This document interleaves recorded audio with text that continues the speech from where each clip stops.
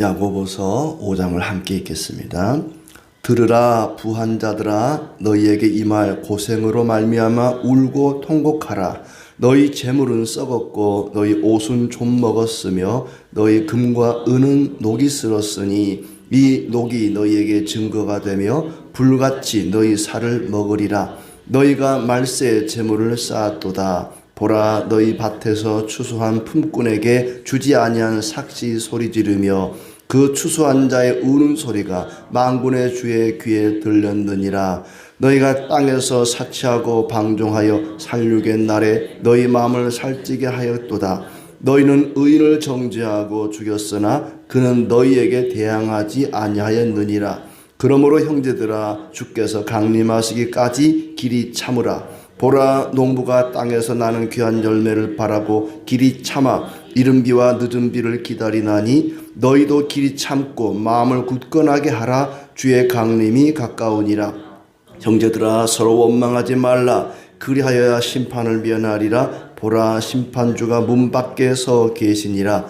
형제들아, 주의 이름으로 말한 선지자들을 고난과 오래 참음의 본으로 삼으라. 보라, 인내하는 자를 우리가 복되다 하나니 너희가 욥의 인내를 들었고 주께서 주신 결말을 보았거니와 주는 가장 자비하시고 긍휼히 여기시는 이시니라. 내 형제들아, 무엇보다도 맹세하지 말지니 하늘로나 땅으로나 아무 다른 것으로도 맹세하지 말고 오직 너희가 그렇다고 생각하는 것은 그렇다 하고 아니라고 생각하는 것은 아니라 하여 정죄받음을 면하라. 너희 중에 고난당하는 자가 있느냐? 그는 기도할 것이요. 즐거워하는 자가 있느냐? 그는 찬송할지니라. 너희 중에 병든 자가 있느냐? 그는 교회 장로들을 청할 것이요. 그들은 주의 이름으로 기름을 바르며 그를 위하여 기도할지니라. 믿음의 기도는 병든 자를 구원하리니 주께서 그를 일으키시리라. 혹시 죄를 범하였을지라도 사하심을 받으리라. 그러므로 너희 죄를 서로 고백하며 병이 낫기를 위하여 서로 기도하라. 의인의 간구는 역사하는 힘이 큼이니라. 엘리야는 우리와 성정이 같은 사람이로되 그가 비가 오지 않기를 간절히 기도한즉 3년 6개월 동안 땅에 비가 오지 아니하고 다시 기도하니 하늘이 비를 주고 땅이 열매를 맺었느니라. 내 형제들아, 너희 중에 미혹되어 진리를 떠난 자를 누가 돌아서게 하면 너희가 알 것은 죄인을 미혹된 길에서 돌아서게 하는 자가 그의 영혼을 사망에서 구원할 것이며 허다한 죄를 덮을 것이니라. 아멘. 오늘도 주님의 은혜와 평강이 가득하기를 진심으로 축복합니다. 야고보는 부한 자들에 대해서 경고하고 있습니다. 아마 그때 당시에 예수님을 믿는 사람들은 주로 가난한 사람들이었던 것 같습니다. 반면에 부와 권력을 쥐고 있는 자들은 그 가난한 자들을 핍박하는 상황이었습니다. 그래서 부자들에 대한 경고와 또 가난한 자들에 대한 권면의 말씀, 인내하라, 참고 기다리라 하는 말씀, 그리고 병든 자를 위해서 기도하라, 의인의 기도는 역사하는 힘이 큼이니라, 이런 말씀을 하고 있습니다. 1절부터 보면은 부한 자들아, 너에게 닥칠 고생으로 인해 울고 통곡하라 그렇습니다.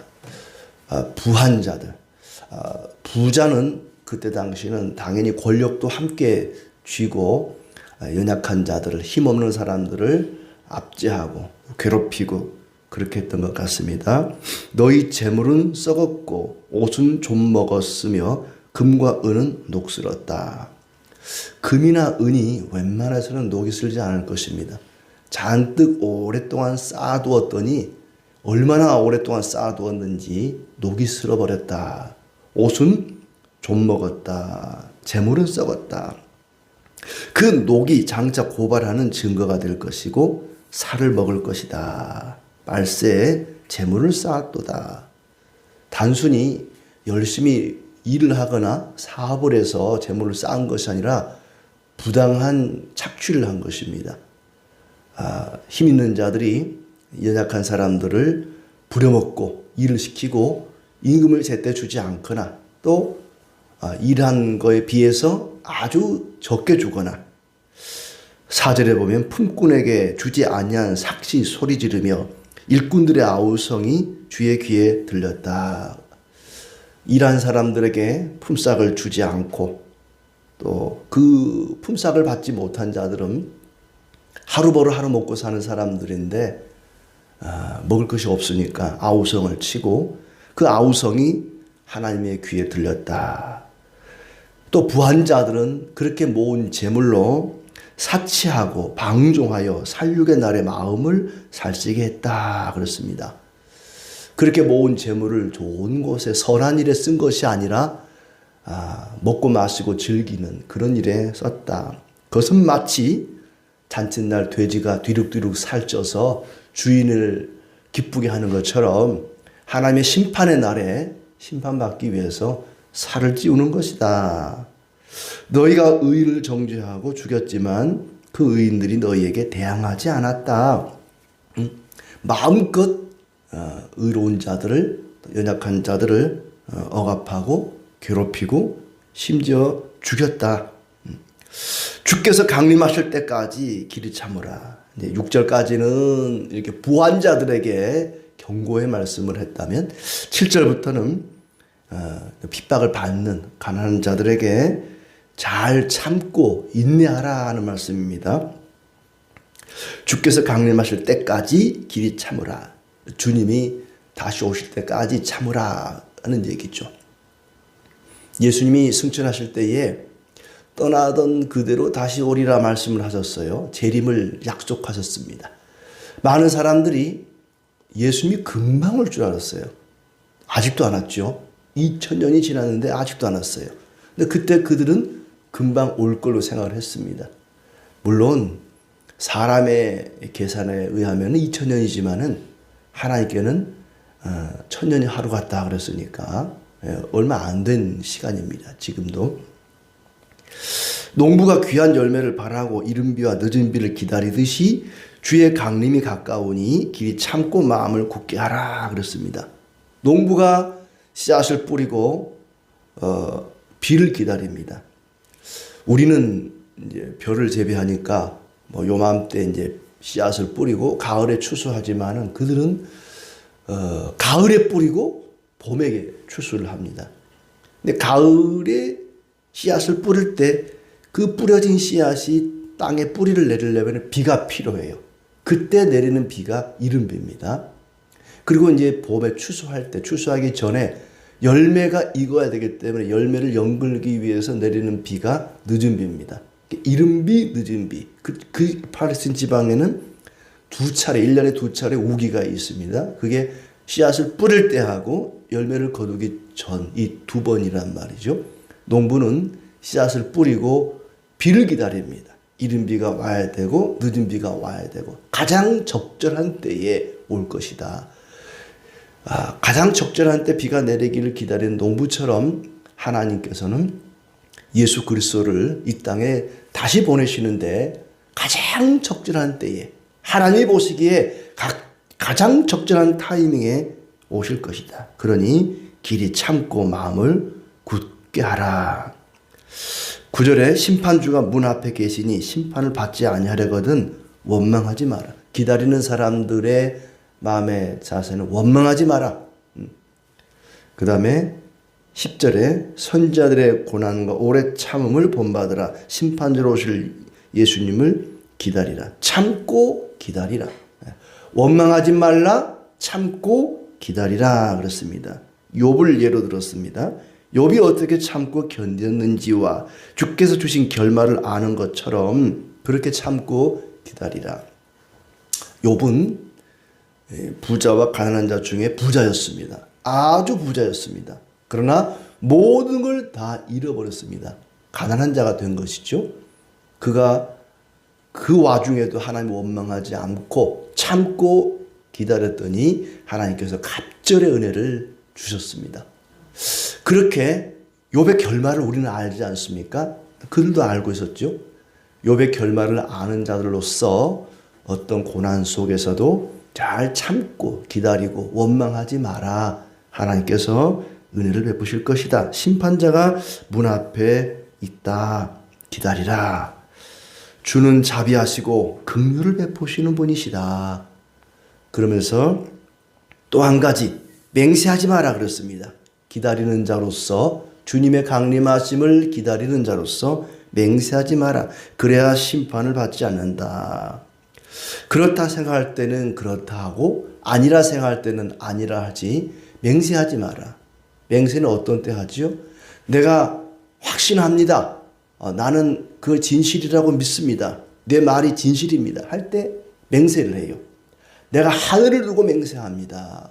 땅을 두고 맹세합니다. 뭔가를 걸고 맹세를 한단 말이죠. 근데 하늘은 누구의 것이죠? 하나님이 창조하셨어요. 땅도 하나님이 창조하셨습니다. 세상의 그 무엇도 저는 바다를 두고 맹세합니다. 바다도 하나님의 것입니다. 저는 나무를 두고 맹세합니다. 나무도 하나님이 만드셨습니다. 세상의 모든 걸 다 하나님이 만드셨어요. 내 것은 아무것도 없습니다. 내가 주인이 아니기 때문에 세상에 그 무엇을 걸고도 우리는 맹세를 할 수가 없어요. 내 것이 아니기 때문에. 하나님이 만드신 것을 걸고 맹세하는 것은 곧 하나님을 걸고 맹세하는 겁니다. 흔히 그런 얘기들 청문회 같은 거 하면 그러잖아요. 제가 하나님 앞에 맹세합니다 그러는데 그런 거 하지 말라는 거예요. 그 맹세를 못 지키거나 맹세하고 한 말이 거짓말이면 하나님을 욕보이는 겁니다. 그러니까 맹세하지 말고 그런 건 그렇다 하고 아닌 건 아니라 하라. 뭘 걸고 맹세하지 마라. 그런 얘기입니다. 그 다음에 이제 13절부터는 조금 더 현실적인 얘기를 합니다.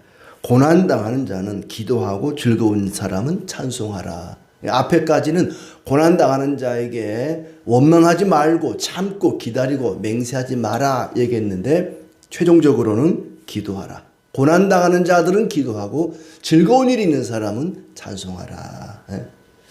오늘 이 말씀만 마음에 새기고 가도 참 좋을 것 같아요.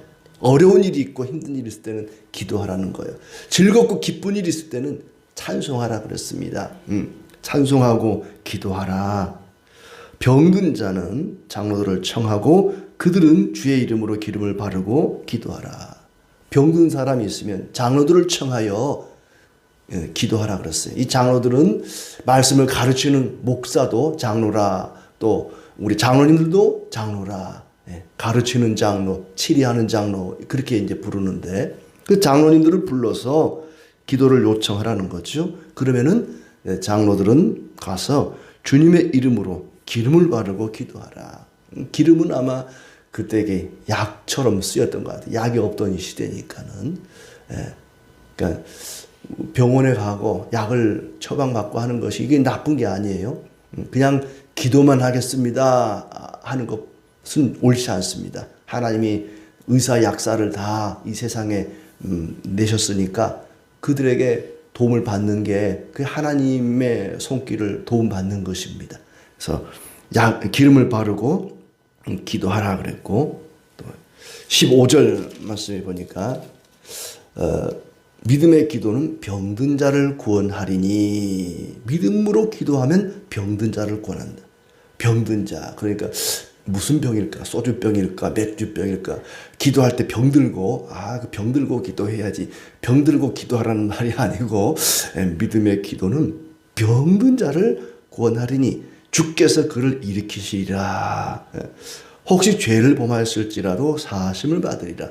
아마 그때는 병이 들면은 무슨 죄를 지어서 병이 들었나 보다.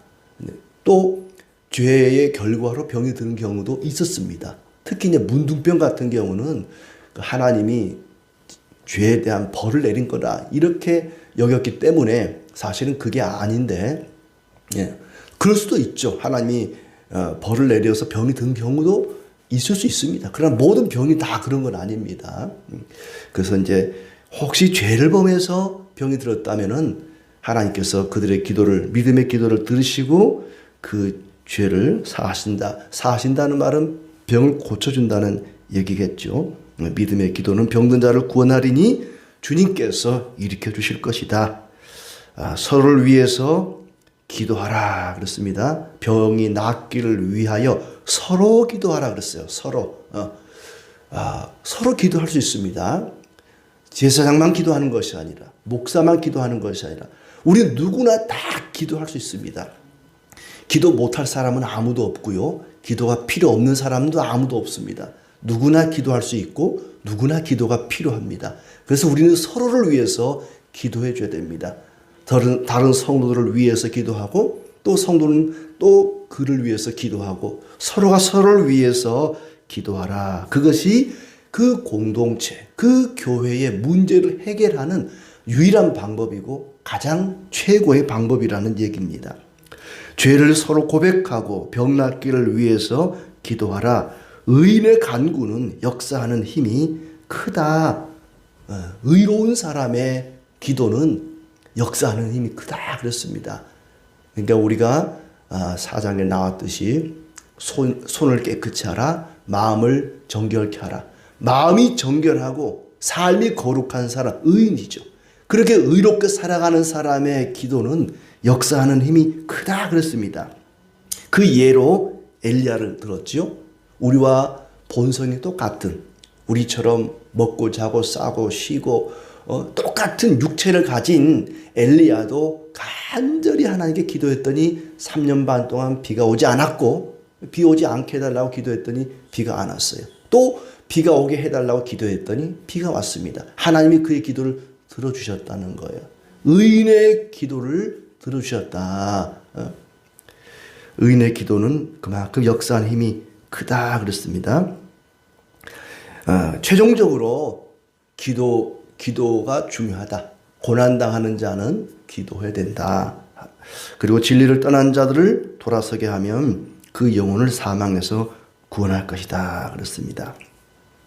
자, 앞에서 말하는 부자들, 부한자들의 잘못이 뭘까요? 부자가 다 나쁜 건 아닙니다. 부자라고 해서 다 지옥 가는 건 아니에요. 그런데 부한자들이 뭘 잘못했냐면은 모든 재물은 내 거다. 내가 일해서 벌었으니까 내 돈이다. 내가 노력하고 힘써서 모은 것이니까 내 것이다. 모든 재물은 하나님이 주신 것이고 하나님의 것입니다. 근데 마치 하나님의 것을 내 것이라고 생각하는 것, 내 힘으로 얻었다고 내 것이라 착각하는 것이 문제다. 그래서 부자가 천국 가는 것은 마치 낙타가 바늘길을 통과하는 것과 같다 그랬습니다. 불가능한 것은 아니지만 그만큼 어렵다는 얘기죠. 그 다음에 또 하나의 잘못은 부당한 방법으로 그 재물을 쌓았다는 것입니다. 가난한 자를 착취하고 품꾼의 삭슬 주지 않고 그렇게 노동을 착취했다. 그것이 잘못됐다는 것이고, 그리고 재물이 행복의 조건으로 생각했습니다. 돈만 있으면 행복할 거야. 돈만 많으면 행복도 그만큼 클 거야. 그러나 그 돈이 행복의 조건인 줄 알았는데 심판의 원인이 될 수 있다는 얘기입니다. 하나님께서 우리에게 재물을 주신 것은 하나님을 영화롭게 하고 또 가난한 자를 돕는 선한 일에 사용하도록 주신 것입니다. 그런데 그것을 자기를 위해서만, 자기의 배를 불리는 데만 쓰는 것은 심판의 원인이 된다 그랬습니다. 예를 들어 드렸지만은 돈은 똥과 같다 그랬습니다. 똥은 쌓아두면 악취가 나지만 밭에 흩뿌리면 거름이 되는 것처럼 돈은 쌓아놓으면 악취가 나지만은 세상에 여러 사람들에게 나눠주면은 좋은 인재를 키워내는 거름이 된다는 얘기입니다. 또 이들의 잘못은 5절에 보면은 그 가진 재물로 사치하고 방종했다는 것입니다. 내 돈 갖고 내 마음대로 쓰는데 누가 뭐라 해? 이런 식으로 먹고 마시고 즐기는데 썼다는 것입니다. 또 반면에 핍박받는 자에게, 고난당하는 자에게 주는 말씀이 나왔었죠.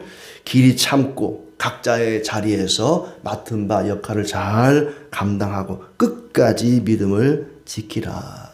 그리고 원망하지 마라 그랬습니다. 고난당하는 자는 왜 내가 이런 고난을 당해야 되는가? 왜 나에게 이런 고난이 오는가? 내가 뭘 잘못했길래 하나님은 나에게 이런 고난을 주는가 하고 원망하지 말라 그랬습니다. 원망하는 대신에 기도하라. 기도할 때는 반드시 믿음을 가지고 기도하라 그랬습니다. 믿음의 기도는 응답이 된다 그랬습니다. 믿음으로 기도할 때 하나님이 응답해 주신다 그랬고, 또 한 가지는 간절히 기도하라 그랬어요. 엘리야는 간절히 기도할 때 응답했습니다. 17절의 말씀처럼 비가 오지 않기를 간절히 기도한즉 그렇습니다. 간절히 믿음으로 기도하고 간절히 기도해야 합니다. 이것은 장로를 불러 초대해서 기도를 요청하고 그랬는데, 목사가 가서 기도를 해줄 때에 기도하는 사람도 믿음으로 기도하고 간절히 기도하고, 기도를 받는 사람도 믿음으로 기도하고 간절히 기도하고, 서로 믿고 기도하고 간절히 기도할 때 하나님께서 큰 역사를 일으켜 주실 것입니다. 자신의 고난에 대해서는 이른 비와 늦은 비를 기다리듯이 참고 기다릴 때에, 가장 적합한 때에 비가 오듯이 가장 적합한 때에, 가장 적당한 때에 하나님께서 응답해 주실 것입니다. 그렇게 참고 기다리는 사람들은 예수님을 생각하면서 우리를 위해 십자가를 지신 고난당하신 그 예수님을 바라보고 생각하면서 기도하고, 또 욥을 생각하라 그랬어요. 그 결말을 생각해 보라 그랬습니다. 참고 인내하며 기도할 때 하나님이 응답하신 것처럼, 갑절로 축복하신 것처럼 욥을 생각하고, 그리고 고난을 당하면서도 대항하지 못했던 의인들, 선지자들을 생각하면서 기도하라. 원망하지 말고 기도하라. 반드시 주님께서 심판주로 다시 오실 것이다. 고난 주간에 우리가 어떻게 예수님의 남은 고난에 동참할 수 있을까? 두 가지입니다. 하나는 나에게 닥친 고난을 잘 참고 원망하지 말고 견뎌내는 것입니다. 또 하나는 고난 당하는 자들과 함께하는 것입니다. 경제적으로 어려움을 당하는 자들에게 나눠주고, 또 육체적인 질병으로 고난 당하는 자들을 위해서 기도하고 그들을 위해서 선을 행하는 것입니다. 어제는 케냐에 있는 사람들로부터 연락이 왔어요. 많은 어려움을 당하고 있다고. 우리가 알기로는 케냐는 예수님 믿는 사람들이 80%, 90%로 알고 있는데, 실제로는 그렇지 않다는 거예요. 이슬람이 엄청 세력을 넓혀가면서 기독교인들이 많이 핍박을 당하고, 우리나라에서 간 선교사들도 또 최근에 순교를 당하는 분들도 뉴스에 나온 적이 있었습니다. 많은 어려움을 당한다고 그래서 이제 의약품 보내기를 하는데 도움을 달라고 요청을 했습니다. 아마 근본 부활절 헌금은 케냐를 돕는 일에 좀 우리가 써야 되지 않을까 하는 생각을 합니다. 몸이 아픈 이들을 위해서, 고난당하는 자들을 위해서 물질을 쓰고 마음을 쓰고, 특별히 그들을 위해서 기도하는 것, 기도만큼 최고의 선물이 없을 것입니다. 우리가 고난당할 때에 나 자신의 고난을 생각하면서도, 또 고난당하는 이웃들을 생각하면서 함께 기도함으로 주님의 남은 고난에 동참하는 우리의 삶이 되기를 진심으로 기대합니다.